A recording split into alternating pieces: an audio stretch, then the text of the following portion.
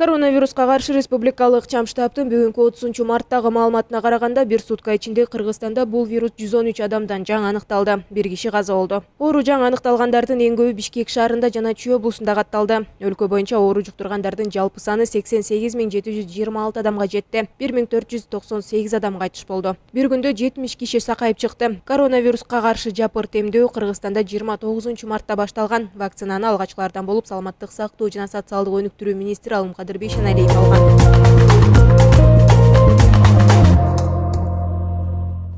Бишкекте 4-чейректе 6, 7, 8, 10 класстардын окуучулары онлайн режимде окууну улантат. Мурдагыдай эле 1, 5, 9, 11 класстардын окуучулары гана мектепке барууга уруксаат берилет. Бул тууралуу Бишкек шаардык мэриясынын билим берүү башкармалыгынын башчысы Элмира Иманалиева 30 марттагы брифингде билдирди. Анын маалыматына караганда, бул чечим коронавирустун жайылып жатышына байланыштуу кабыл алынды. Башкалаада айрым класстардын кадимки тартипте окууга өткөн 18 январдан марттын башына чейин вирус 18 мектепте, 14 мугалимде жана 13 окуучудан табылды. Кыргызстандагы мектептерде 20 мартта 3-чейрек аяктап, окуучулар каникулга тараган. 4-чейрек 1 апрелде башталат. Буга чейин өкмөт 1 апрелден тартып бардык окуучулар мектептен окуй баштай тургандыгын билдирген. Бала бакчалар менен жогорку окуу жайлардагы билим берүү жараяны да калыбына келтирилери айтылган.